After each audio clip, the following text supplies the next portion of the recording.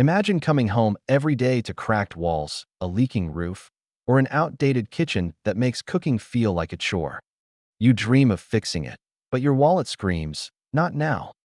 What if I told you there's a way to turn your house into your dream home without draining your savings?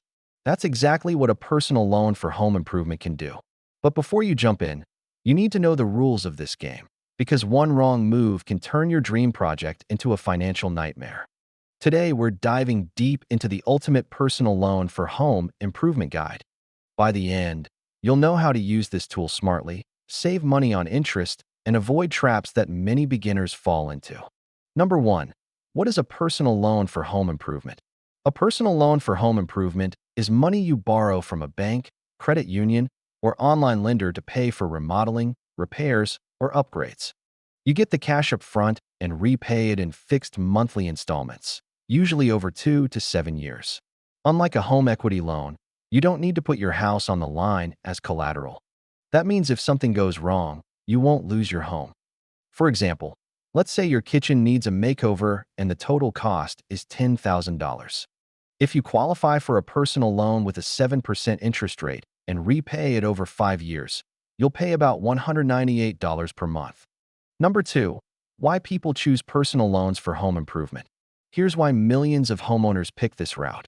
First, it's fast. You can often get approved and funded in just a few days.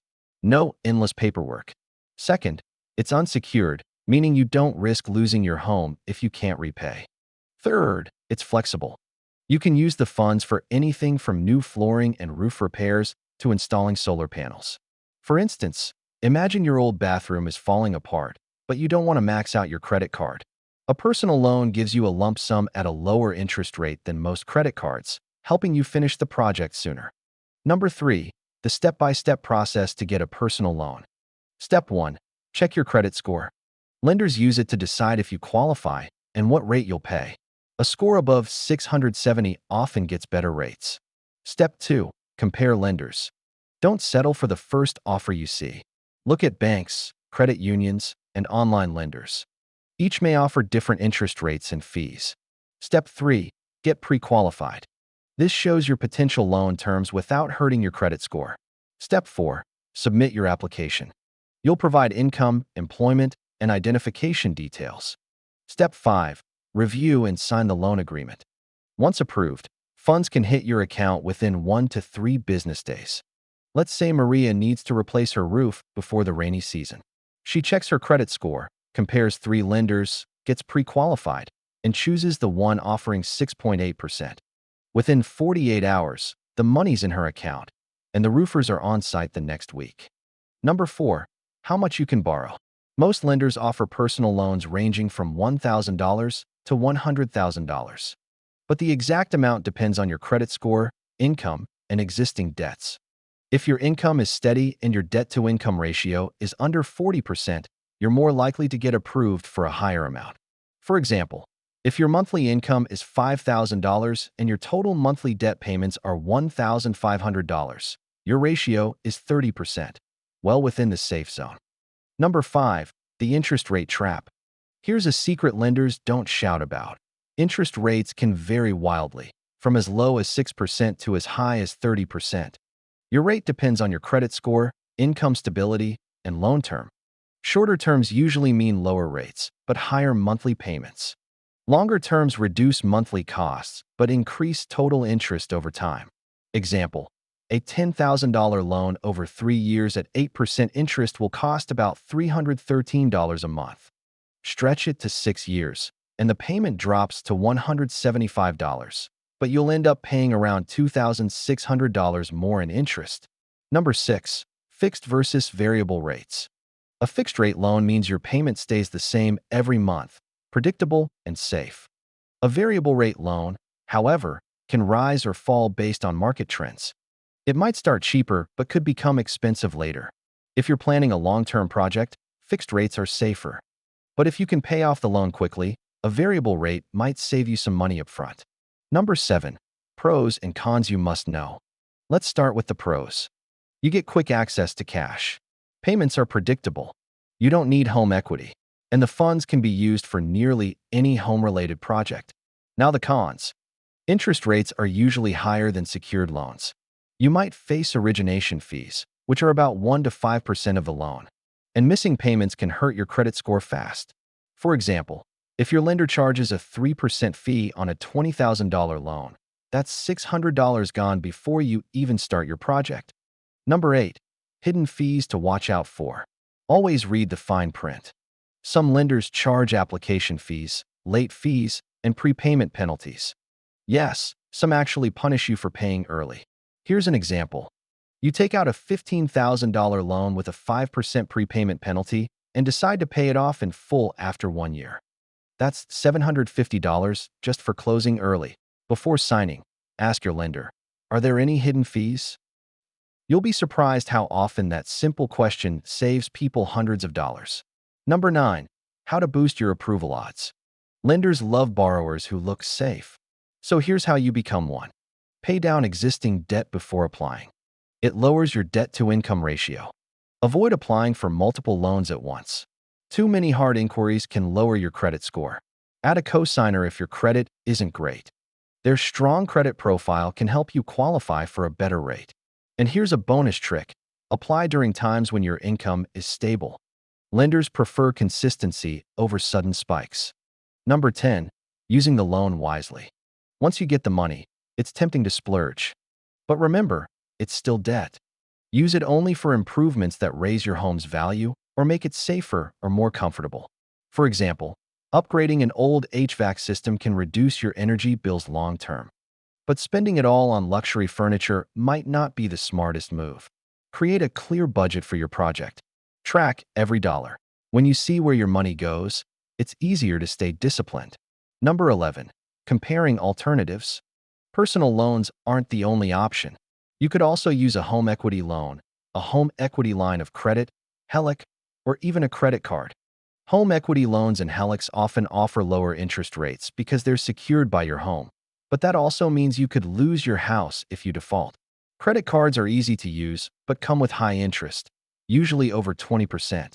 So, if you need under $20,000 and want fast, flexible funding, a personal loan is often the most balanced choice. Number 12.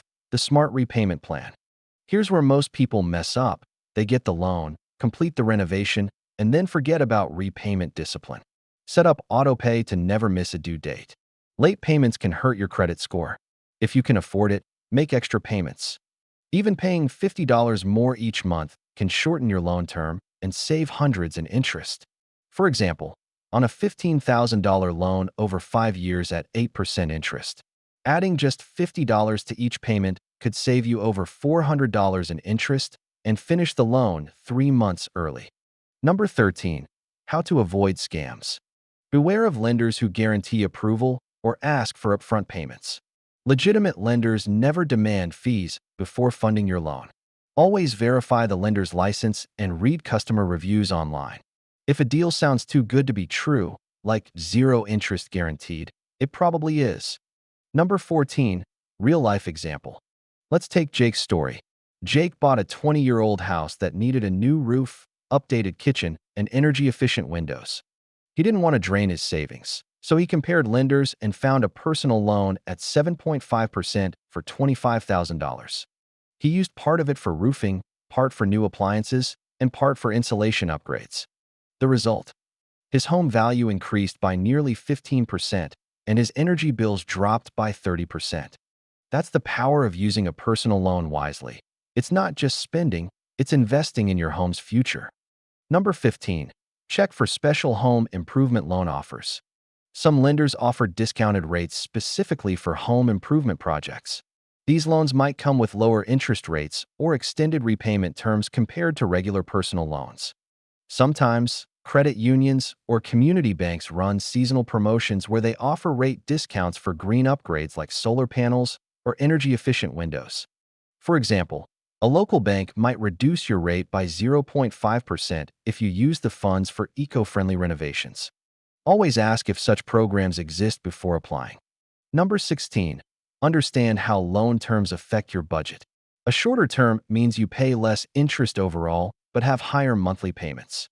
A longer term means lower monthly payments, but higher total cost in the end.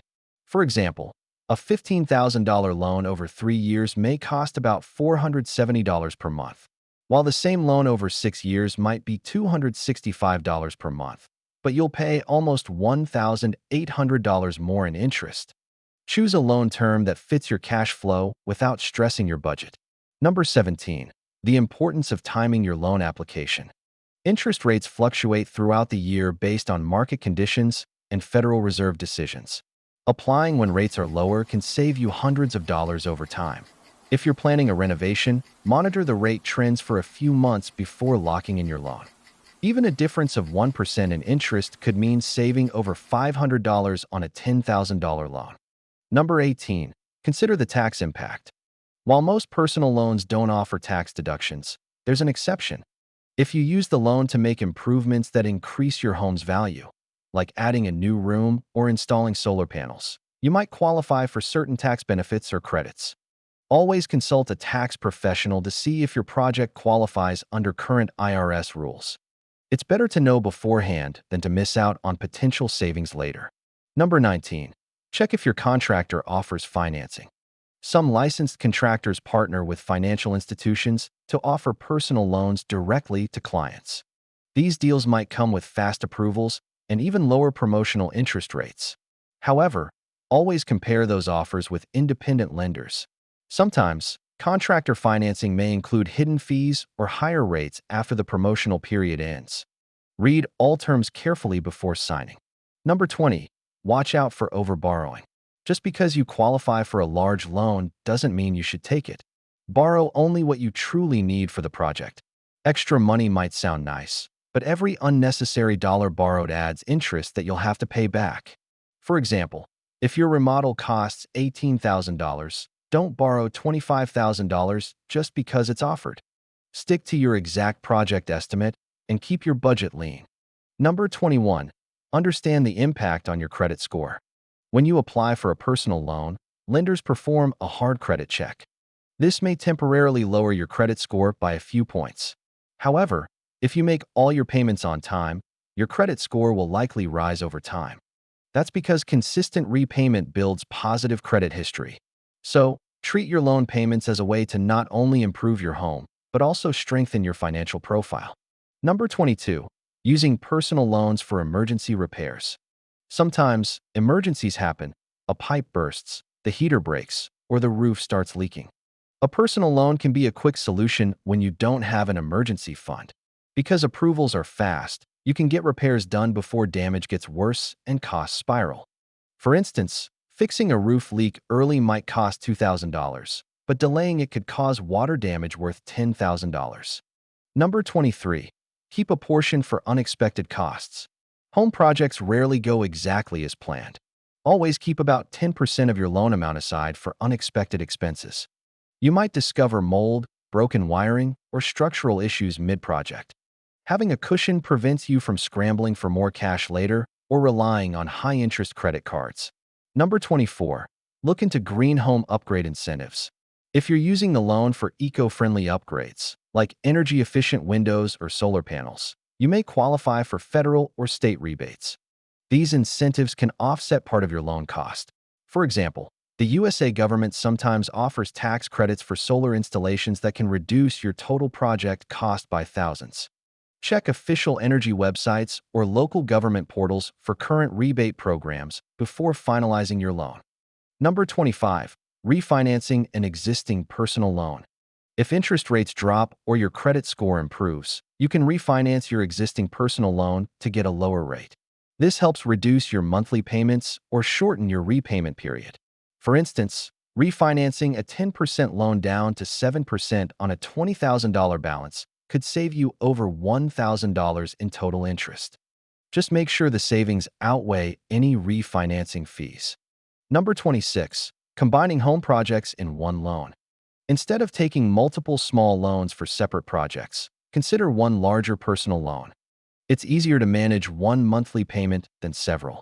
Plus, lenders often offer better terms for higher loan amounts. For example, instead of separate loans for your bathroom and kitchen, one $30,000 loan could cover both and might qualify for a lower rate. Number 27. Tracking and managing your loan online. Most lenders offer apps or dashboards where you can track your balance, payment dates, and remaining term. Use these tools regularly to stay on top of your finances. Set reminders a few days before each due date to avoid missed payments. It's an easy way to protect your credit score and keep your loan under control. Your home deserves to be a place you love, not just a place you live in. A personal loan for home improvement can help you get there, but only if you play it smart. Understand your loan, avoid unnecessary fees, and focus on improvements that pay off over time. So, if you had access to the funds right now, which home upgrade would you start with first?